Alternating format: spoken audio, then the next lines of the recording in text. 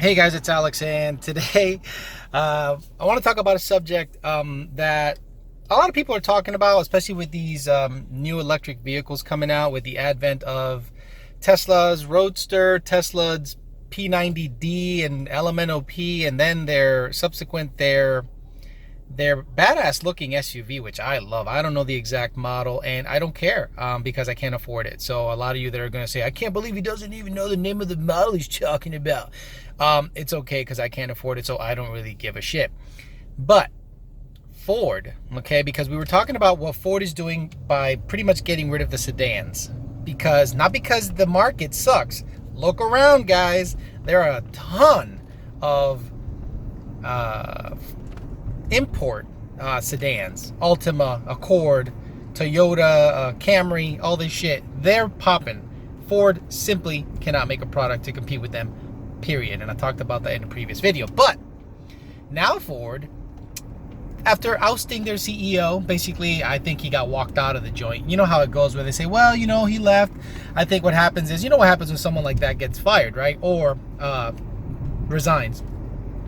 They get walked out of the joint, right? Yeah, big old security guard be like, hey, you gotta get the fuck out of here, and you get walked out. And when it sucks, and a lot of the people, like the investors, were rumored to say, we're not doing enough to introduce electric vehicles and autonomous driving vehicles to the market, so we need new leadership. That's what I think happened. I don't know that this happened, but based on rumors, and I kind of have a decent pulse as to what's going on with that shit.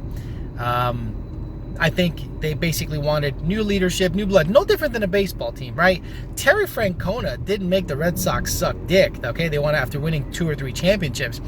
Terry Francona lost basically the ears of the players, and the players were like, we're fucking done with you, bro. We need someone else to talk to. So same thing with the CEO. He was suggesting stuff, and people were just not having it. After cool cars were coming out for us, all of a sudden investors are like, we gotta be like Tesla! Tesla! Those $90,000 all-electric cars. But they roll out. As a guy who worked in the industrial world, I know the power of electric motors. The power of electric motors trumps anything gas. The problem is battery life and all this other bullshit. So, a commercial came out, and I'll preview the commercial somewhere in the little corner up here. Try not to get sued by whoever made the commercial. They basically are announcing that the Mach 1 name that has belonged to Mustangs most forever is potentially gonna go to an SUV, an all-electric SUV. Now, we're not talking an Expedition size SUV. We're not talking a Explorer type SUV. We're talking something a little smaller, still kind of sporty, supposedly. So the funny thing is, the people that get bent, they get bent like, oh, fucking Mach 1 name is gonna go to shit. Crying their eyes out because a name that has belonged to Mustang forever is gonna go to an SUV. Oh, it's over. So, let's say, knowing battery technology has come a long way and electric motor technology has come a long way, let's say Ford gets this one right.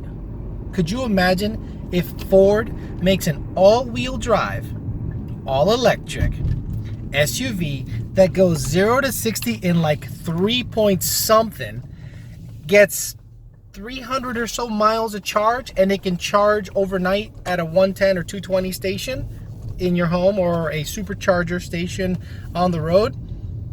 Who's going to look real stupid ragging on the fact that Ford wanted to make the Mach 1 name go to an SUV?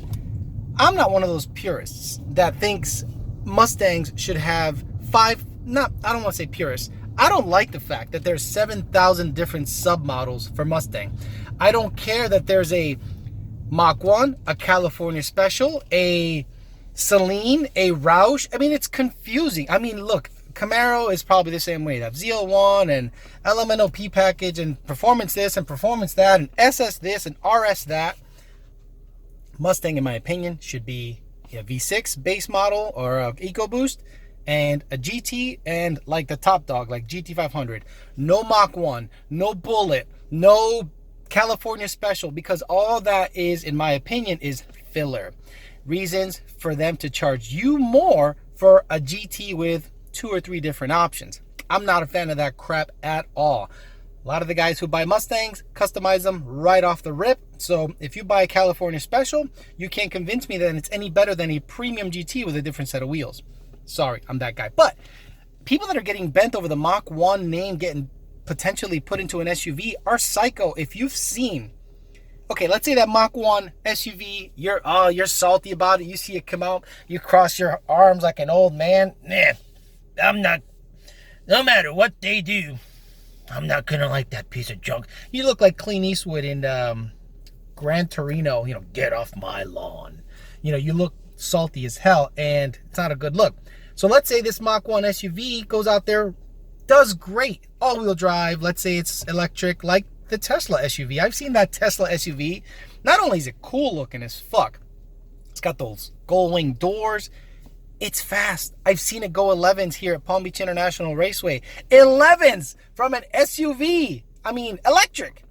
So this Mach 1 supposed name change to an SUV is causing a lot of controversy because it's leaving Mustang. I'm happy it's leaving Mustang. Fuck the fact that there are 7,000 different models of Mustang and guys, huddle around each other. Do you have a Bullet? Remember the Bullet Mustang 2-valve? That tremendous piece of shit that you were convinced to pay $5,000, $6,000, $7,000 more for. And if you have it now, let's say you have a Bullet 2-valve right now. It has bigger brakes, but it's still a piece of shit 2-valve. And you have let's say you have 40,000 miles on it, and you have 40,000 miles on a 2-valve that isn't a Bullet, but they're both in a similar shape. Could you ask $8,000 more for the Bullet 2-valve than you can the regular 2-valve? Fuck no. Let's do it with 3-valve. Can you ask $4,000 more for a Bullet 3-valve than you can a regular GT that's in the same shape? Fuck no. This new Bullet that's coming out, premium seats, Recaro, all this crap, it's got a cold air and a different tune. And it's like, I think it's like $7,000 more. I think like 45. I'm not, don't quote me. Same thing. It's not worth it. So this Mach 1, this Bullet, this California Special sub-naming of stuff doesn't matter to me. I hope they make a Bullet truck and watch the double standard go away, because when people think of SUV, they go, soccer mom. But when they think of truck, they go, yeah. Like, people don't complain about a Roush truck, and I chuckle at a Roush truck. I'm like, a Roush truck? Truck with a supercharger? Okay, cool, whatever. But people that say Mach 1 should... Imagine a Mach 1 truck. Would you buy a Mach 1 truck? I've seen Shelby trucks. Would you buy a Shelby truck? I wouldn't buy a Shelby truck. I'm going to be caught dead in a Shelby truck.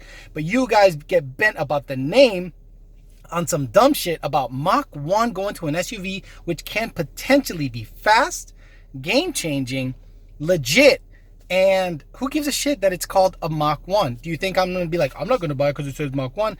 Grandmas and moms are going to go, there's an electric SUV out there? And she's going to gap your ass in your 2-valve Bullet, and you won't know what to do with yourself. So stop getting bent, old guys and psychopaths and purists trying to keep the name just Mustang. Ford needs to do something because they are losing the battle. They dumped their CEO.